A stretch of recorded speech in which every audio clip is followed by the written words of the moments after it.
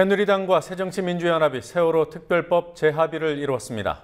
최대 쟁점인 수사권과 기소권은 조사위에 주지 않고 상설특검을 따로 둔다는 기존 합의의 틀을 유지하면서 특검 추천 때 유가족 동의를 받기로 했습니다. 하지만 유가족 대책위 측에서는 수용 불가 입장을 밝혔습니다. 다만 유가족 전체가 참여하는 총회를 내일 안산에서 열겠다고 했습니다. 재합의안이 오늘 통과되기는 어려워 보이지만 완전히 무산됐다고 보기도 어려운 상황입니다. 긴박했던 정치권과 유가족들 움직임 취재했습니다. 유민 아빠 김영호 씨가 청와대를 향해 걸어가다가 경찰의 제지를 받았습니다. 경찰은 37일 동안 단식한 사람한테 경호상의 이유를 제시했습니다. 현장 취재했습니다. 뉴스K가 새로 인터뷰 코너를 시작합니다. 최현국 효암재단 이사장으로부터 세월호, 야당, 언론 등에 대해 말씀을 청했습니다. 8월 19일 화요일 뉴스K 잠시 후에 시작합니다.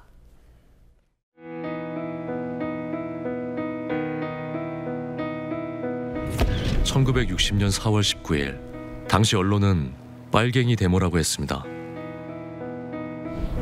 지금 우리는 혁명의 역사로 기억합니다.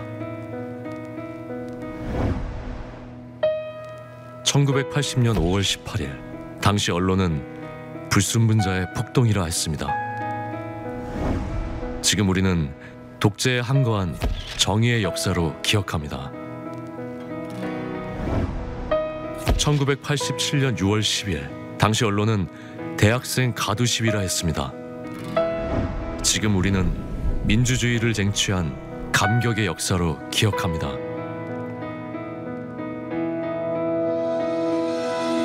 백 없고 돈 없는 노동자, 서민, 학생들이 스스로 타올라 역사를 만들었습니다. 현실은 다시 타오를 것을 요구하고 있습니다. 아니, 이미 타오르고 있습니다.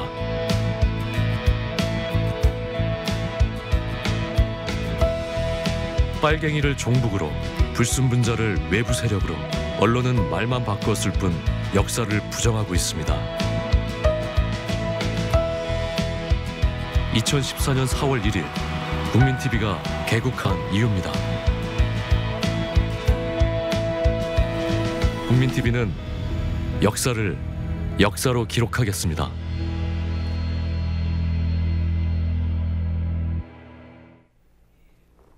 여야 원내대표 간의 세월호 특별법 재합의가 이루어졌습니다. 진상조사위와 상설특검을 연계시키는 기존 합의의 틀을 유지하면서 특검 추천권을 유가족이 사실상 행사할 수 있도록 한다는 내용이라고 합니다. 하지만 자세히 들여봤더니 특검 추천권을 유가족에게 줄지 말지 결국 새누리당 뜻에 좌우될 수밖에 없는 방안입니다. 네, 정치권 취재하고 있는 PD 연결해서 상세히 알아보도록 하겠습니다. 곽보아 PD. 네, 곽보아입니다.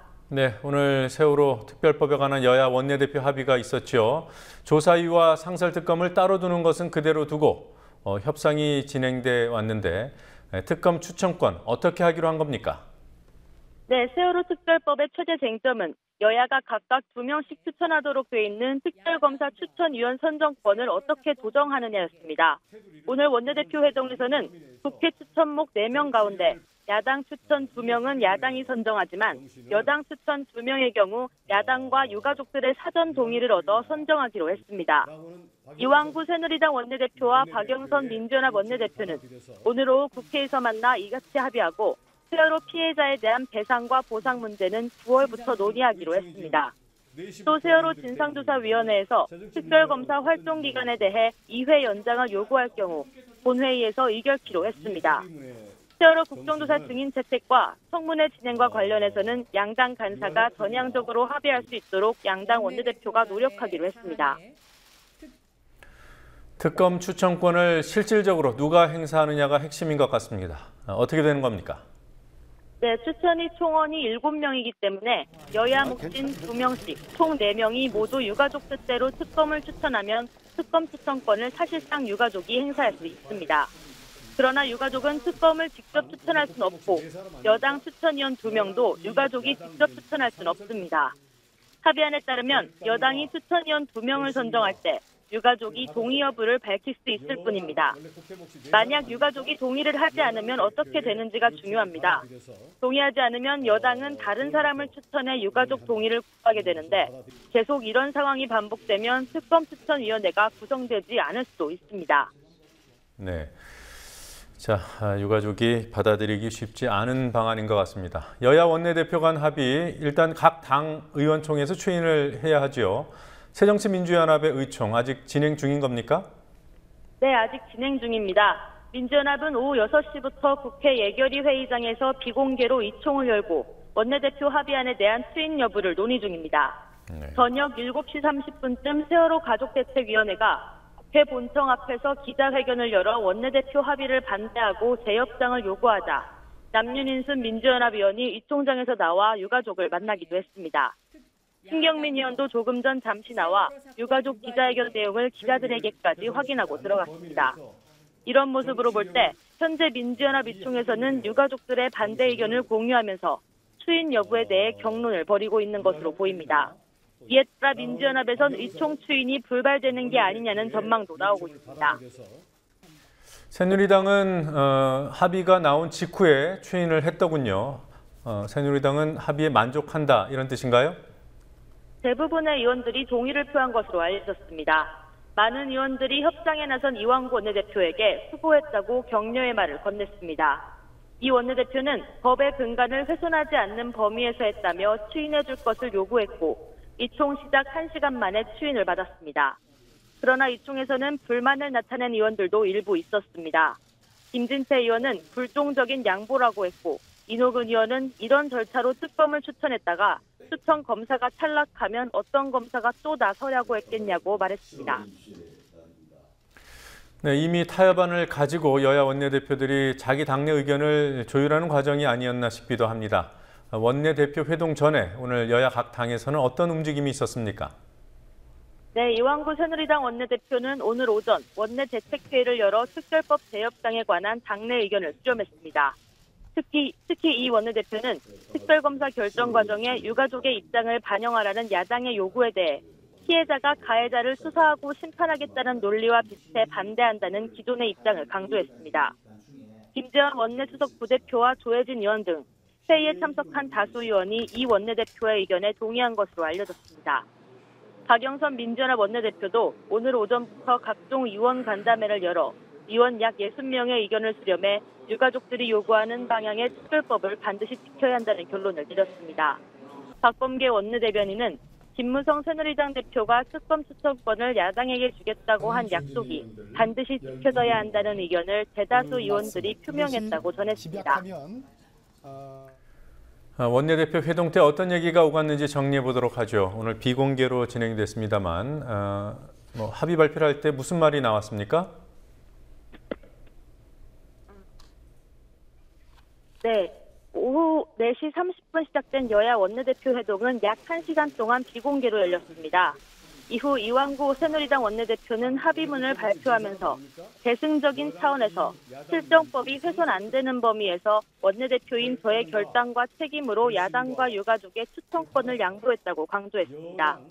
이 원내대표의 말 들어보시겠습니다. 다시 말씀드려서 저희는 야당과 유가족의 동의를 받겠다는 의지를 표명한 겁니다.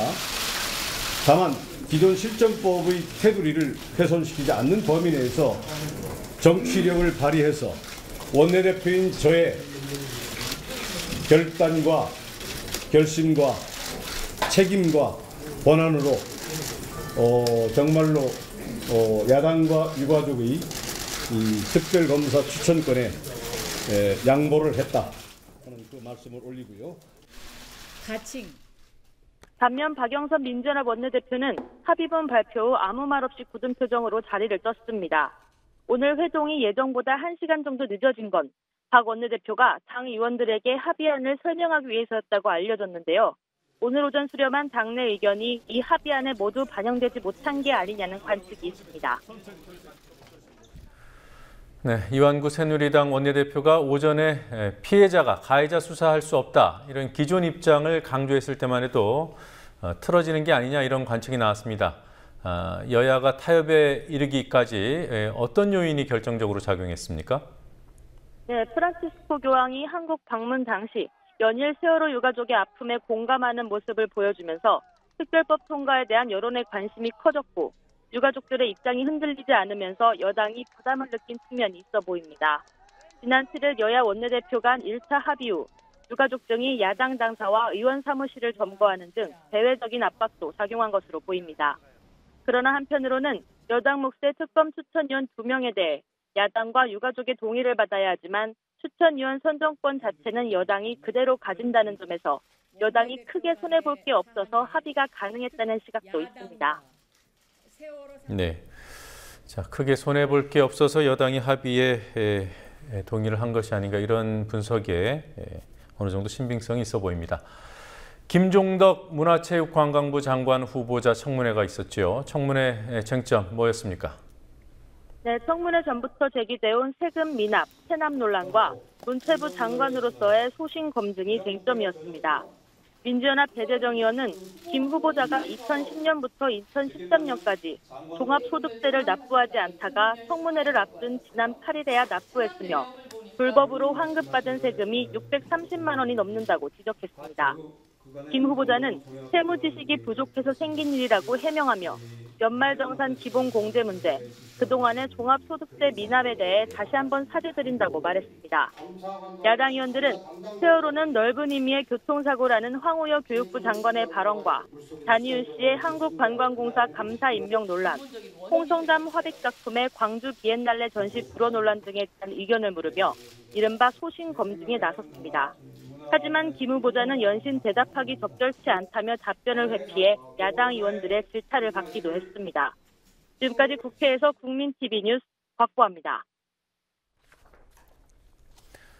세월호 특별법 재합의안에 대해 유가족 대책위는 수용할 수 없다는 입장을 공식적으로 밝혔습니다. 막판 협상이 진행될 때 유가족이 수용할 수 있는 최소한의 기준을 여당에 제시했지만 묵살됐다고 주장했습니다. 다만 내일 안산에서 총회를 열고 유가족 총의를 확인하겠다고 했습니다. 유가족 농성장이 있는 광화문 광장 연결해 보도록 하겠습니다. 윤이나 PD, 특별법 합의에 대한 유가족들 공식 입장부터 알아보죠. 어떤 입장을 밝혔습니까? 네, 가족대책위는 양당 원내대표가 합의한 세월호 특별법 합의안에 대해 반대한다는 입장을 분명히 했습니다. 가족대책위는 오늘 오후 7시쯤 긴급 기자회견을 열고 오늘 오전 9시쯤 유가족들은 새누리당 김무성 대표에게 세월호 특별법에 대한 가이드라인을 줬지만 합의안에 반영되지 않았다고 말했습니다. 양당 원내대표 합의안이 나온 직후 가족 대표단을 포함한 유가족 60여 명은 국회에서 회의를 한 후 이 같은 입장을 밝혔습니다.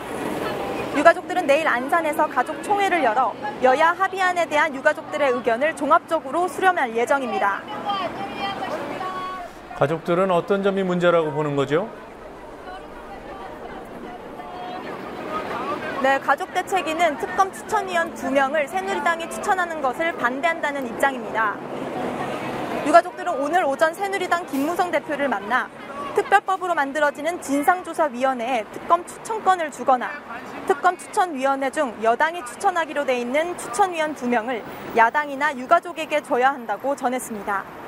이것이 김무성 대표에게 전달했다는 가이드라인의 내용입니다. 하지만 여야 합의안에는 유가족들의 요구가 반영되지 않았습니다. 가족대책위 유경근 대변인은 자신의 페이스북에 교묘히 유가족들을 끌어들여서 모양새만 그럴듯하게 갖춘 합의라며 비판했습니다. 여당이나 야당으로부터 유가족들이 합의안에 대해서 따로 설명을 들었던 겁니까? 어떤 겁니까? 네, 유가족들은 양당 원내대표로부터 세월호 특별법 합의안에 대해 직접 전달받지는 못했습니다. 가족대책위 관계자는 여야 합의안을 뉴스 속보를 통해 봤다고 말했습니다. 여야 합의안을 발표하고 새누리당 이완구 원내대표는 유가족들의 동의를 거쳤냐는 기자들의 질문에 얘기할 수 없다며 내가 모르는 부분이라고 말했고 민주연합 박영선 원내대표는 대답하지 않았습니다. 유민 아빠 김용호 씨의 단식이 37일째입니다. 오늘 청와대까지 걸어갔다던데요. 제지는 없었습니까? 네, 김용호 씨는 유가족들의 의견이 반영된 세월호 특별법 제정을 촉구하는 1인 시위를 하기 위해 청와대에 방문했지만 경찰에 의해 청와대 입구로 가는 길에서 가로막혔습니다. 김 씨는 청와대 입구로 들어가지 못하고 인근 분수대에서 이동이 통제되자 중국인 관광객도 다 들어가는데 경찰이 이를 막고 있다고 항의했습니다. 유가족 법률 대리인 원재민 변호사는 법으로도 보장된 권리인 1인 시위를 경호와 안전이라는 이유로 막는 것은 적절하지 않다며 37일째 굶은 유가족이 청와대 경호에 무슨 문제가 되냐고 말했습니다. 이게 대한민국 현 정치입니다. 네? 일단 보세요. 신호등 바뀌면은 중국인들 건너가나 안 건너가나, 자, 외국인들 관광객 들어갑니다. 그 사람들 가는 데까지 따라가서 이 피켓만 들고 있다는데도 못 들게 합니다. 참 어이없는 나라입니다. 어이없는 나라. 37일 굶으신 분이 경호상에 어떤 위험이 있을 수 있는지 그게 참 궁금을 하고, 사실 10억씩이 그렇게 따지면 훨씬 더 위험했죠. 경호상으로 수십만의 사람들이, 전혀 모르는 사람들이 있는 상황인데, 그런 상황임에도 교황께서는 차에서 내려서 굉장히 위험한데도 아버님을 만나 주셨습니다. 문재인 의원이 농성장을 찾았더군요. 나흘 만이던가요?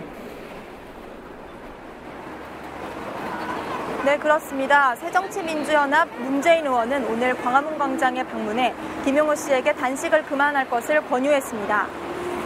문 의원은 내가 단식을 할 테니 단식을 그만두라고 말했지만 김 씨는 그만둘 수 없다며 그 요청을 받아들이지 않았습니다. 이후 문 의원은 오늘 김 씨와 함께 동조 농성을 벌였습니다. 전국의 시도교육감 10명도 오늘 하루 동조 단식을 했습니다. 시도교육감 협의회장인 장희국 광주교육감을 비롯해 조희연 서울교육감과 이재정 경기교육감 등 10명은 호소문을 통해 유민희 아버지가 죽어가는 모습을 더는 보고 있을 수 없다며 우리가 나설 테니 단식을 중단해달라고 말했습니다. 프란치스코 교황이 팽목항 실종자 가족들에게 보낸 편지와 묵주가 가족들에게 오늘 직접 전달됐다고 들었습니다. 누가 전달을 한 거죠? 네, 프란치스코 교황을 대신해 천주교 수영교구 이성효 주교와 안산 대리구장 김건태 신부가 오늘 오후 2시 진도 팽목항의 실종자 가족들을 방문해 편지와 묵주를 전달했습니다. 실종자 가족들은 우리의 눈물에 응답해준 교황에게 깊이 감사한다며 고통의 시간을 견딜 수 있는 힘과 용기를 얻었다고 말했습니다. 교황은 어제 한국 방문을 마치고 돌아가는 기내 기자회견에서 방한 기간 내내 세월호 유가족들을 위로하는 행보를 보였던 이유를 설명했습니다. 교황은 세월호 추모 행동이 정치적으로 이용될 수 있다고 생각하지 않냐는 질문에 유족의 고통 앞에서 중립을 지킬 수 없었다고 답했습니다. 교황은 지난 15일 대전 미사 전 유가족에게 받은 노란 리본을 방한 기간 내내 착용했고 광화문 광장 10옥식에 앞서 단식 중인 유가족의 손을 잡고 위로했습니다. 세월호 CCTV 화면의 공개 시점이 임박했습니다. 22일 공개된다는데요. 보고는 다 된 겁니까? 네, 4월 10일 0시 1분부터 4월 16일 8시 30분까지의 영상이 복원이 됐습니다. 오는 22일 광주지법 목포지원에서는 실종자 가족들과 변호인단이 참석한 가운데 4월 15일과 사고 당일인 4월 16일 이틀치 영상을 상영할 예정입니다. 가족대책위 법률지원단의 박주민 변호사는 법정에서 제한된 상영 시간 때문에 이틀치 영상만 우선 보기로 했다며 나머지 영상은 입수해 분석할 것이라고 말했습니다. 데이터 복원을 맡은 명정보기술 관계자는 법원의 요청으로 4월 10일부터 4월 16일까지의 영상을 복원 완료했고 어제 광주지법으로 영상을 보냈다며 추가로 영상을 복원할 계획은 없다고 말했습니다. 박주민 변호사는 22일 법원 기일에 참석해 2월과 3월에 녹화된 세월호 내 CCTV 영상 복원도 법원에 요청할 예정이라고 말했습니다. 지금까지 광화문 광장 유가족 농성 현장에서 국민TV 뉴스 윤이나입니다.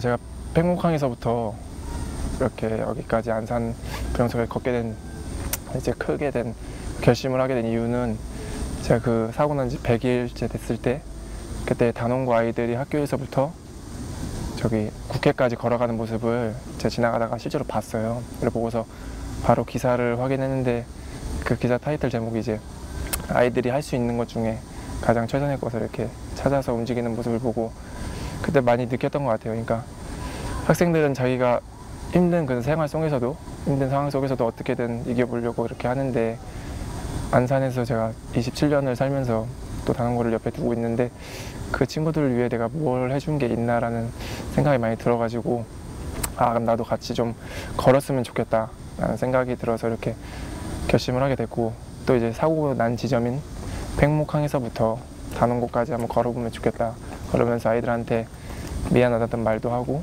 또한 함께 데리고 학교로 다시 돌아가고 싶다는 생각이 들어서 이 티셔츠에 아이들 이름을 한 명 한 명 적었고요. 그래서 이제 걷게 되었습니다. 네.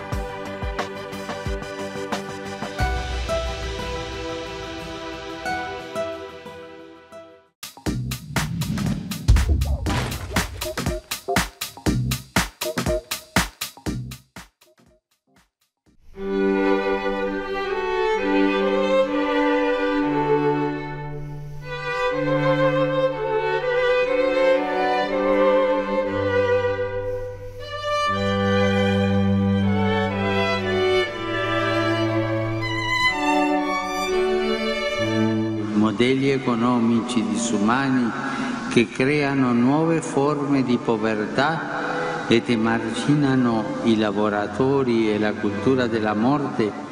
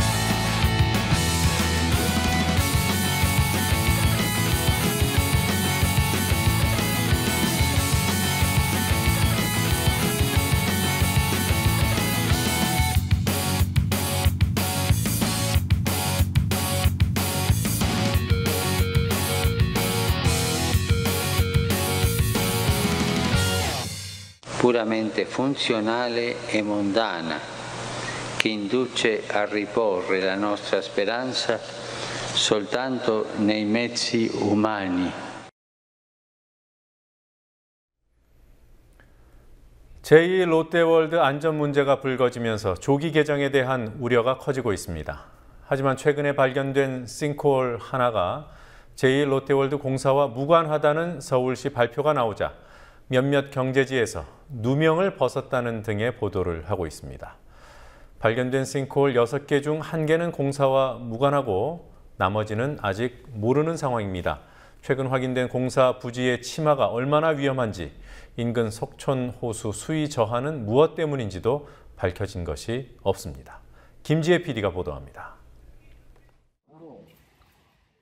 넓이 8m, 깊이 5m의 대형 싱크홀이 생겼다라고 상상 한번 해보았으면 좋겠습니다. 걸어갈 수 있겠습니까? 걷고 싶습니까? 주민들은 정말 깊은 우려와 불안감으로 지금 살고 있고요. 오늘 오후 서울시청 앞 잠실 제2롯데월드의 조기 개장을 반대하는 기자회견이 열렸습니다.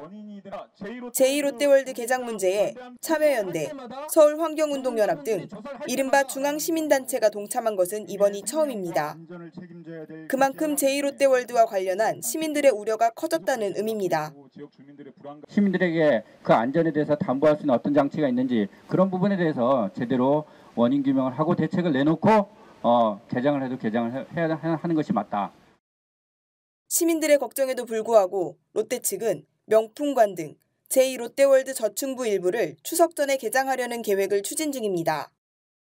특히 지난 14일 서울시가 석촌 지하차도 입구에서 발생한 싱크홀의 원인을 지하철 9호선 공사라고 밝힌 이후 롯데 측의 입장에 힘을 싣는 기사도 다수 나오고 있습니다. 하지만 제2롯데월드와 무관하다는 결론이 나온 것은 지난 5일 발생한 잠실 석촌 지하차도 입구에 위치한 싱크홀과 이와 관련된 지하 동공들 뿐입니다. 이보다 앞서 인근 지역에 생겼던 싱크홀 5개의 원인은 여전히 조사 중입니다. 석촌 지하차도에서 발생한 싱크홀만인가요? 네, 그렇습니다. 다른 지역에서도 그거 발견되기 이전에 싱크홀 생겼었잖아요. 네. 그거는 인과관계가 전혀 밝혀진 바가 없습니다. 그러니까 밝히고 있는 중입니다. 현재 제2롯데월드의 안전성과 관련해 서울시와 송파구청, 롯데건설 측이 별도로 연구 용역을 진행 중입니다. 이 가운데 서울시에서 발주한 연구 용역은 내년 5월쯤에나 결과가 나올 예정입니다. 싱크홀로 인한 불안이 해소되지 않은 상황에서 제2롯데월드 건설 부지의 지반 침하 사실이 확인됐고 석촌호수의 수위가 저하되는 원인도 아직 밝혀지지 않았습니다. 롯데 측은 안전성 대책을 마련했다고 주장하고 있고 일부 언론이 롯데 두둔에 나서고 있지만 제2롯데월드의 임시 개장은 무리로 보입니다. 국민TV 뉴스 김지혜입니다.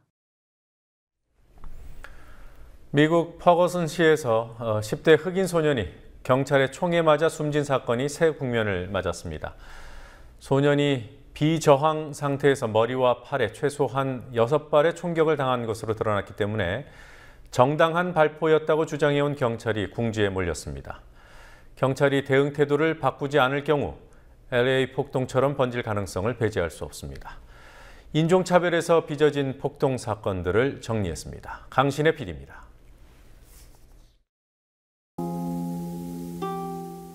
미국 퍼거슨시에서 지난 9일 10대 흑인 소년이 경찰의 무단횡단 제지를 무시하다가 총에 맞아 사망한 사건을 계기로 흑인들의 시위는 하루가 다르게 커지고 있습니다. 22년 전인 1992년 LA 폭동과 같이 확대되지 않을까 하는 우려의 목소리도 커지고 있습니다. LA 폭동의 발생 이유가 이번 퍼거슨 사건과 유사하기 때문입니다. 1991년 과속운전을 한 흑인 청년 로드니 킹이 경찰의 정지 명령을 무시했다는 이유로 경찰에게 붙잡혀 심한 구타를 당했습니다. 이듬해인 1992년 가해 경찰 4명에게 무죄가 선고되자 분노한 흑인들이 방화와 약탈 등 폭동을 일으켰습니다. 6일간의 폭동 끝에 50여 명이 사망하고 4천여 명의 시민이 부상을 입었습니다. 인종차별이 노골적이었던 1960년대의 대표적인 흑인 폭동은 1967년 디트로이트시에서 있었습니다. 백인 경찰이 무허가 술집을 단속하면서 흑인 80여 명을 연행하려 하자 항의 시위가 일어났고 곧 대규모 폭동으로 번졌습니다. 이 사건으로 닷새 동안 43명이 숨지고 2,000명 이상이 다쳤습니다. 영국, 프랑스에서도 인종차별 사건이 흑인과 이민자들의 폭동으로 이어진 경우가 있었습니다. 먼저 2011년 8월 영국 런던 토트넘에서 발생해 8월 폭동, 토트넘 폭동을 일으킨 사건입니다. 경찰은 당시 29살이었던 흑인 청년 마크 더건을 체포하는 과정에서 총격을 가해 사망케 했습니다. 경찰의 과잉 대응에 대한 분노로 시위가 시작됐고 런던 중심가를 비롯해 20여 곳에서 방화, 약탈 등을 동반한 폭동이 일어났습니다. 이 폭동은 SNS를 통해 전파됐고 런던뿐만 아니라 리버풀, 맨체스터 등 다른 도시로까지 퍼져나갔습니다. 경찰의 강경한 진압으로 사태는 5일 만에 가라앉았고 사망자 6명과 수백 명의 부상자가 발생했습니다. 2011년 토트넘 폭동이 일어나기 30년 전인 1981년 런던 브릭스톤에서도 백인 경찰의 흑인 과잉 진압으로 대규모 폭동이 일어났습니다. 이틀간의 폭동으로 364명의 부상자가 발생했습니다. 2005년 10월 27일 파리 외곽 지역에서 경찰의 추격을 피해 달아나던 2명의 아랍계 소년들이 감전사고로 숨졌습니다. 이 사건으로 무슬림 이민자, 흑인 이민자 등을 비롯해 각종 차별에 불만을 품어온 이민자들의 대규모 폭동이 발생했습니다. 2달에 걸친 장기간의 폭동으로 2명이 숨지고 3,000명이 체포됐습니다.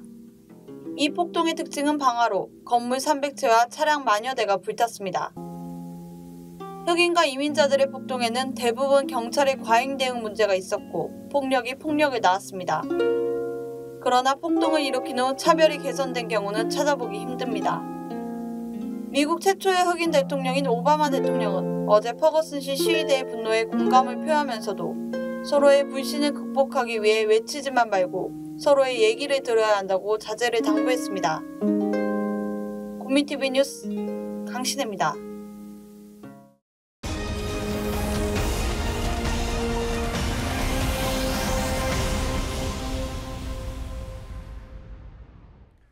학교 재단인 서울 동구학원이 학교의 비리를 제보한 교사를 파면한 데 대해 조희연 서울시 교육감이 특별감사를 지시했습니다.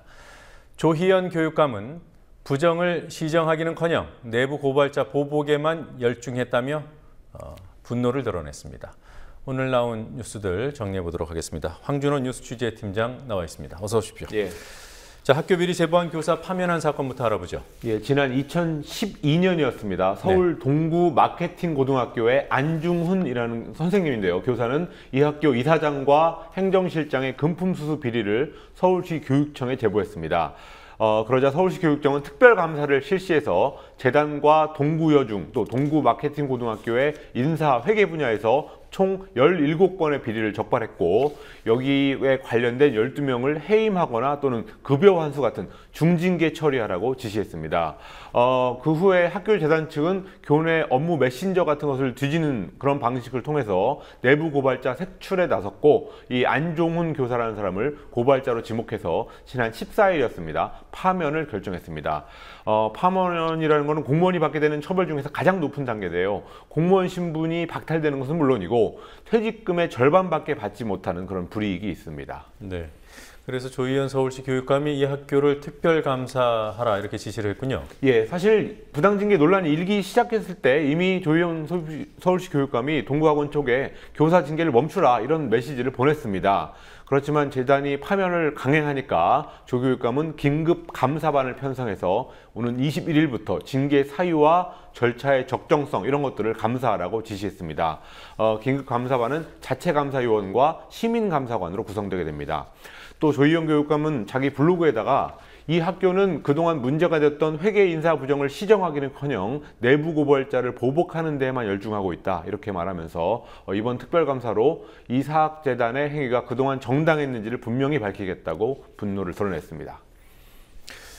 그리고 밀양 송천탑 반대 주민들이 경찰을 상대로 헌법소원을 냈어요? 예, 지난 6월 11일이었습니다. 한전과 경찰이 행정대집행이라는 이름으로 밀양 송전탑 건설을 반대하는 주민들을 강제 퇴거시켰던 사건 다들 기억하실 겁니다.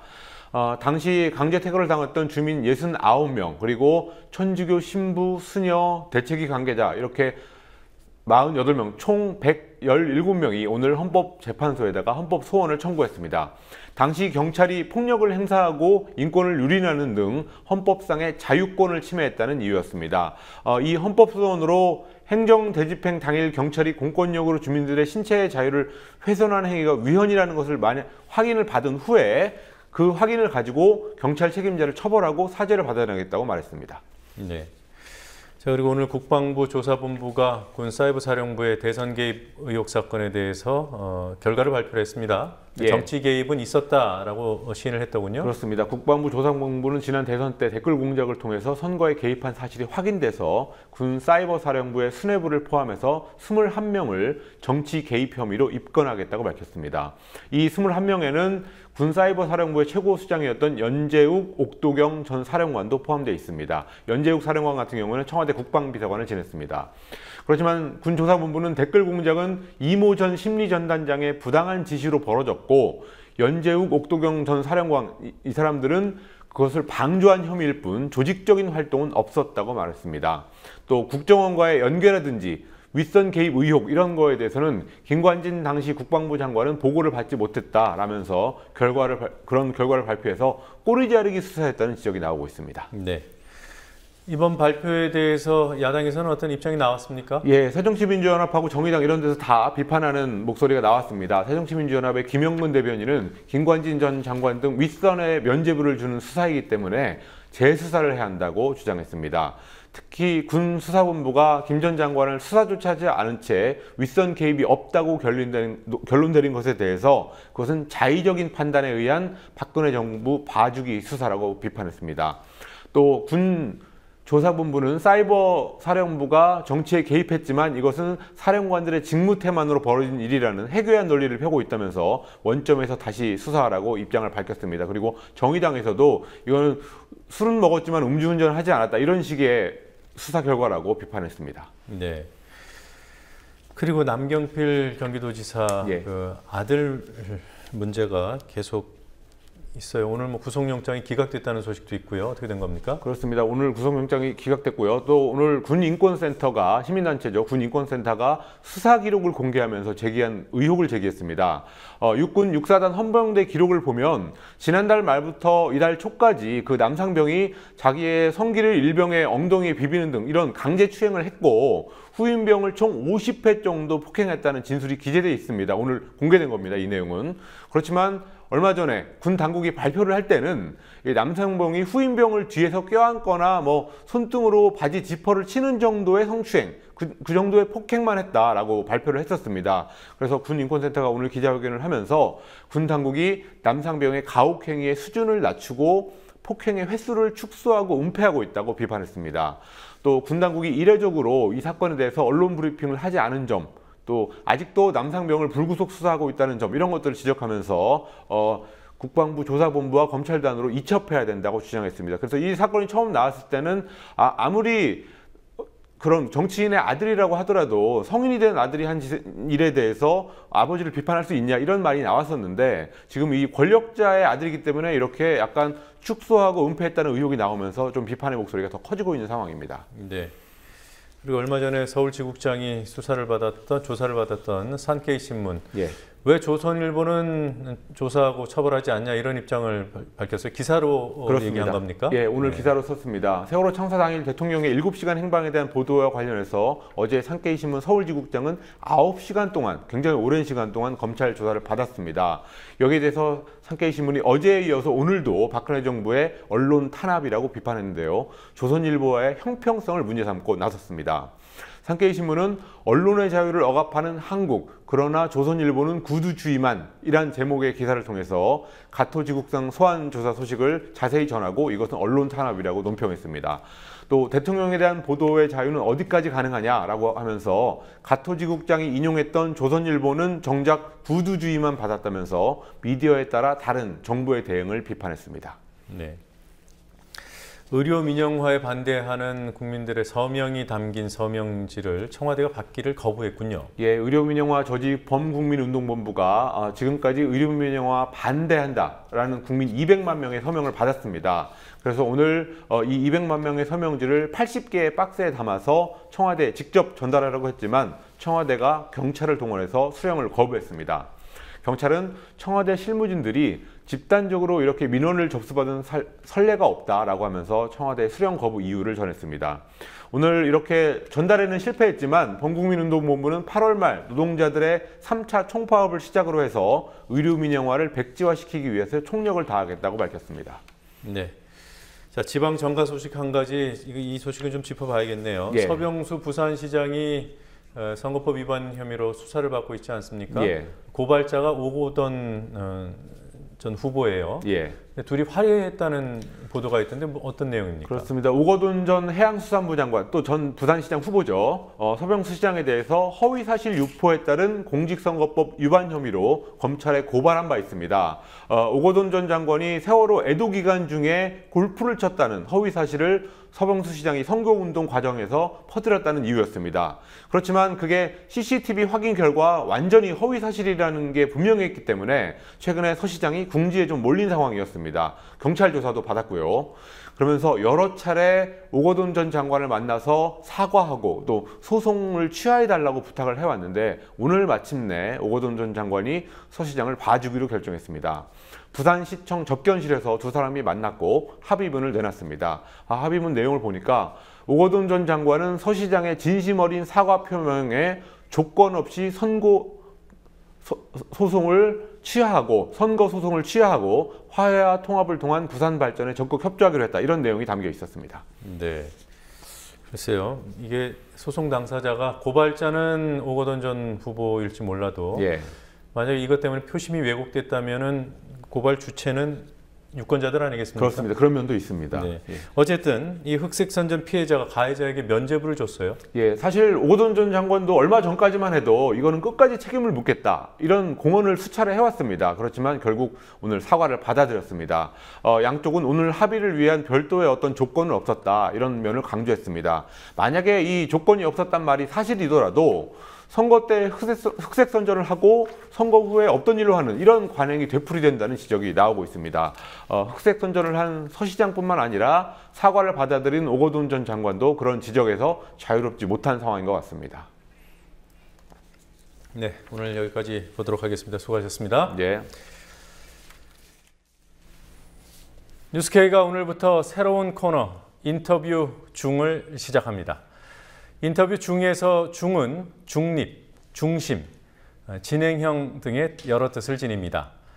인터뷰 중이 지향하는 방향을 의미합니다. 인터뷰 중 첫 순서에서 만난 인물은 시대의 어른, 파격의 인간 등으로 불리는 최현국 효암재단 이사장입니다.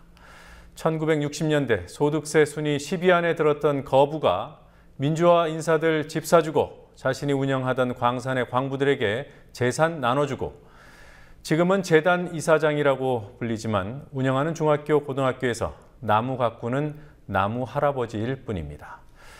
기성 언론에서는 좀처럼 보기 어렵고 TV 인터뷰는 한 번도 한 적이 없는 최현국 선생을 뉴스K 인터뷰 중에서 만났습니다.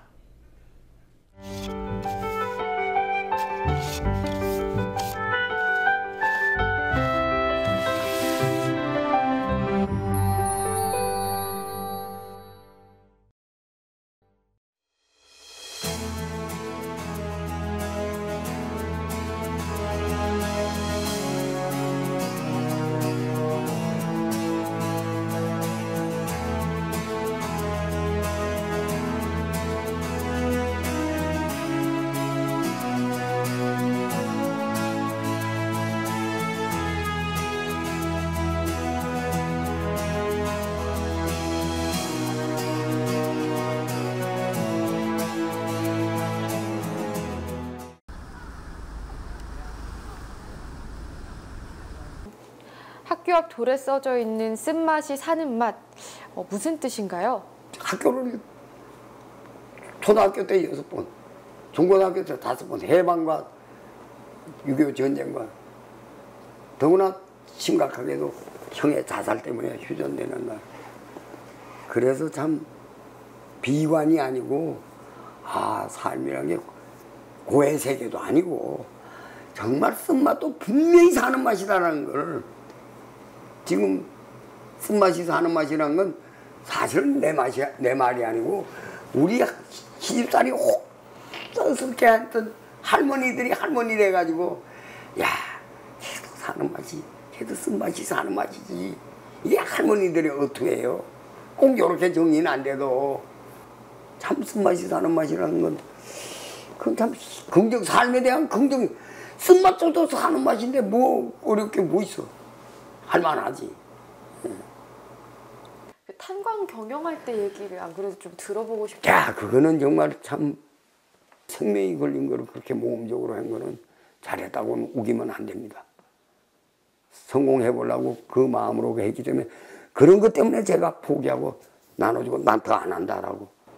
그 입으로 때울 수가 있는 문제가 아닌데 다투고 가정이 깨지고 그건 그렇게 하면 안 되죠. 그게 저는 그 염치가 없지 그 일을 해가면서 죄송하다는 말은 소용없어요. 그저 고맙고 미안하고 내가 그렇게 느끼고 사는 거지. 세월호 참사 지켜보면서는 어떤 생각이 드셨어요? 우리 사회 전체의 허구가 드러난 얘기 때문에 그 젊은 목숨들이 그것도 말 잘 들어서 하란 대로 한 목숨들이 꼼짝을 못했는데 이 일은 그렇게 우연처럼 일어나서도 우리 사회 전반에 그러기 마련이 아주 완전히 그냥 압축된 도면이었으니까 유병헌이는 그거의 이름을 쓰는 이름의 대표일 뿐이야. 많은 유병헌이가 합쳐진 한 유병헌이죠. 모든 사람들이 유병헌이 못돼서 한을 하고 있는 겁니다. 단 저렇게 탄론하지 않은 유병헌, 저렇게 폭로되지 않은 유병헌. 그러니까 탄론하지 않고 폭로되지 않은 모든 유병헌들이 우리 사회에 꽉 차 있는데 그 특별법 얘기를 뭐라고 오해하는지 압니까? 어린 아이들 죽은 거 가지고 돈 뜯어먹으려고 햇소리 하는 걸로 만들고 있습니다. 시체 장사 이런 뜨거운 정말 부끄러운 얘기를 하는 사람들이 세월호 참사가 있었던 지도 벌써 넉 달이 지났는데 잊혀지고 있다 이런 생각도 좀 드는 것 같아요. 저는 세월호 사건도 사건을 잊는다는 거는 잊어야 돼. 세월호 사건에서 드러난 이 끔찍한 이 허구만은 조금이라도 우리가 전진해야 되고 깨트려야 되고 그것만이 우리가 세월호를 안 잊는 거지. 이 허구를 깨트리고 이 허구를 잡아내야지. 젊은 죽음을 우리가 잊어야지. 그거 자꾸 끌어안고 있으면 어떡합니까? 우리가 어떻게 포박 안 됩니까? 그 죽음에 다 붙들릴수록 우리는 잊도록 노력을 해야죠. 슬픈 사람이 그거 잊어야지. 어떻게 살아요? 난 그거 가기도 싫어요. 끔찍해서. 가다 울컥 눈물이 나고 대성통곡이 나고 어쩌자는 거야. 이제 이미 젊은이들은 그렇게 돼 있는데 우리는 우리의 또 살아서 할 일들이 있는데 그 사람들의 삶까지 우리는 이어서 열심히 살아야 돼요. 그래도 우리가 정치에 희망 안 걸 수 있나요? 정부의 경제정책에 희망 안 걸 수가 있나요? 그러니까 민중이 각성하는 길 이외에는 없어요. 거짓말하는 사람 고만 찍기. 최선 있는 현실 속에서 늘 어림없는 늘 자선이라도 끊임없이 노력하는 길 이외에는 다른 길은 없어요. 좀 상대방이 잘못되었더라도 함께 살 거를 늘 실천해야지 말만이 아니라 그런 속에서 각성이 일어나지. 군중은 어리석다 우중이라는 말까지 있잖아요. 그러나 그 민중의 각성 이외에는 또 살 길도 없거든. 어떻게 하면 어리석어지고 어떻게 하면 깨우치나 하는 정말 함께 노력하는 수밖에 꼭 지도자에 의한 건 아닙니다. 언론기관이 꼭 지도자일 필요 없습니다. 민중과 함께하는 노력을 정말 해주면 제일 고마운 거지. 과도한 사명감은 일을 망칩니다. 예. 틀림없습니다. 그럼 현재 대통령이긴 하지만 정치인으로서의 박근혜는 어떻게 평가를 하시는지 궁금합니다. 나는 아주 박정희 정권은 엄청 부정적으로 보는 사람이지만 7.4 공동성명 같은 것에 민족 공동체로서 그 동족 상자는 막으려고 하는 그런 노력이 제일 그냥만이 뛰어난 것 중에 하나인데 그거조차도 전혀 도외시하고 있는 자기 말을 해놓고도 저렇게 또 참 딱해요. 정말 우리 대통령이기 때문에 정말 딱합니다. 대통령이 아닌 자연인은 그냥 불쌍한 어느 불행한 부모의 자녀가 돼서 우리 역사의 비극이죠. 그러나 대통령으로 전 정말 딱한 사람입니다. 대통령으로 자기가 제일 해야 될 일을 전혀 왜 뭐가 무서워서 못하는지 뭐가 어려워서 못하는지 나야 모르지. 난 신문도 안 보니까 모르지만 이게 무슨 일인지 난 모르겠어요. 당장 7.4 공동성명 저희 아버지가 했으니까 저희 아버지 굉장히 훌륭한 사람을 알고 있는 사람이니까 그건 해야 할 거 아니야. 그것도 하나 못하는 사람이 또 저희 아버지가 반락 하나는 민중위에서 경제개발한다고 그래서 그건 해야 할 거 아니야. 그 부자 잘 살게 하는 법이나 자꾸 통과시키고 주물럭거리고 앉아있으면 그거 딱한 일 아니에요. 정말 딱한 대통령이에요. 세월호 참사가 있었고 또 책임론이 불거지는데도 불구하고 야당이 또 730 재보궐선거에서 졌는데요. 야당이 지금까지 계속 제대로 이기지 못하는 이유가 뭐라고 생각하세요? 난 우리 민족에서 난 다행이라고 보거든요. 곡골된 게. 곡골된 게 다행이에요. 저런 엉성한 개파무마하기도 바빠가지고 야당이 저러고 있는 한 자기의 진정한 목소리는 없는 채로 남의 시속을 봐가면서 인기끌 발언만 여당놈 비슷하게 야당이 하는 한 진정성이 없는 야당이 어떻게 자꾸 이깁니까? 절망적인 저 여당 꼬라지가 그래서 이놈들하고 제2중대란 말이 또 나오게 생긴 겁니다. 여당의 허구적인 그 가식에 못 지지 않은 게 야당이라고 본 거 아닙니까? 세월호에 떠드는 걸 보니까 너희도 가식이다. 너희도 진정성이 없다. 난 그렇게 보기 때문에 오히려 민중이 어리석기만 한 게 아니라 정말로 정치해 먹으려면 야당 정신 안 차리고는 해먹기 어렵다는 게 증거로 드러난 것 같습니다. 이건 구별해야 됩니다. 민중이 야당의 진정성 약한 것을 더 엄격하게 바라본다는 걸. 언론이 좀 진짜 언론이라는 말을 들으려면 어떻게 해야 된다고 생각을 하세요? 우선 나는 언론인들이 경제적으로 어려워도 즐거울 줄 아는 것부터 배우셔야 할 것 같아요. 지식이 문제가 아니고 경제적으로 좀 어렵고 사회적으로 별로 인정 못 받더라도 즐거울 수 있는 길을 아시면 그게 나는 민중의 눈높이가 되지 않을까요? 그게 우리 전부가 부끄러워요. 우리가 살아있으면서 이렇게 부정직한 속에서 그거를 거북하게도 안 느끼고 아무렇지 않게 언론기관이라 그러고 우리 딸, 우리 아들이 언론기관에 취직하기 얼마든지 성공적으로 바라고 선생님도 언론기관에 들어가셨으니까 다행히 이런 국민 TV 같은 것이 정말 그런 길을 안 걷고 가면 또 우리 국민들의 승리입니다. 예? 저는 우리 언론기관이 월급 많이 받는 언론기관은 썩을 수밖에 없는 것은 분명한 것 같아요. 그럼 언론기관은 꼭 굶어야 되고 고생해야 되느냐? 사실 그렇습니다. 고생 안 하는 사람이 왜 고생하는 민중과 한편하겠습니까? 지가 같이 고생해야 민중하고 한편하죠. 댁에서 정직한 언론기관이 될 수 있는 길은 댁들이 지금 민중과 똑같은 세속 삶을 살기 때문이라는 것도 긍정해야 됩니다. 사명감이 뛰어나고 지식이 뛰어나고 본인들의 하루하루의 삶에 대한 깨우침이 뛰어난 것은 물론 있어야지만 실제 삶이 민중하고 비슷하니까 우라가 침이니까 정직한 언론이 되는 거죠. 모든 언론의 비판력은 통찰력 없이는 안 될 텐데 그 통찰력이 어디 지식에서 옵니까? 심보에서 오지, 삶에서 오지. 나는 통찰력은 지식에서 온다고 안 봅니다. 삶의 실천 속에서만 옵니다. 언론기관이 꼭 지도자일 필요 없습니다. 민중과 함께하는 노력을 정말 해주면 제일 고마운 거지. 과도한 사명감은 일을 망칩니다. 예. 틀림없습니다.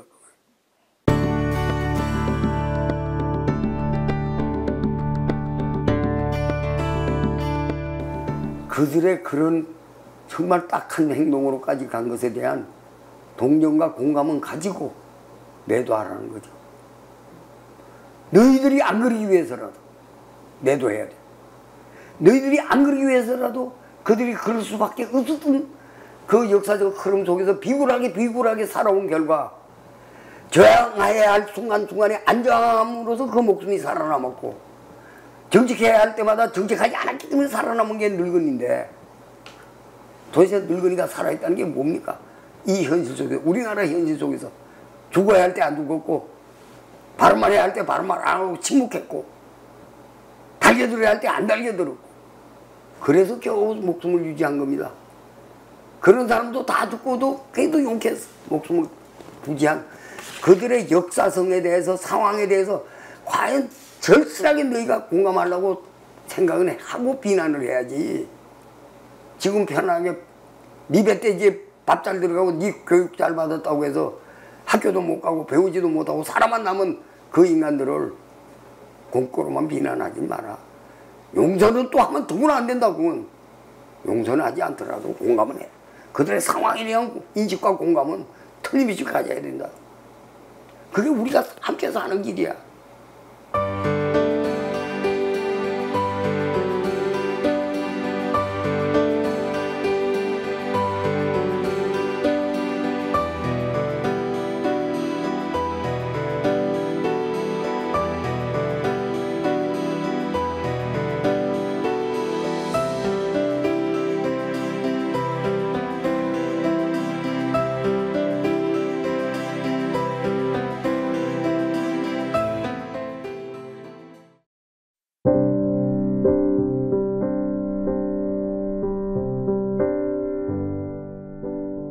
교황이 당신의 작은 방으로 떠나셨습니다.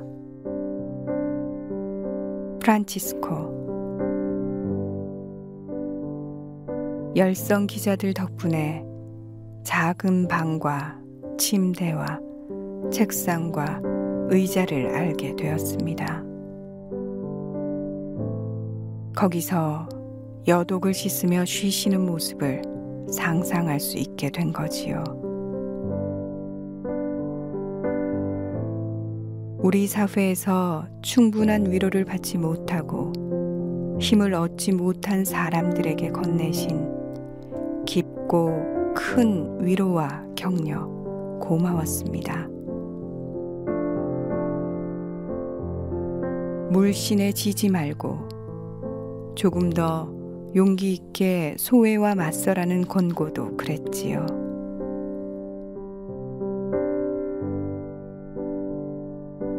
가난한 이들이 복음의 핵심에 있다고요. 상식의 핵심도 그런 듯합니다.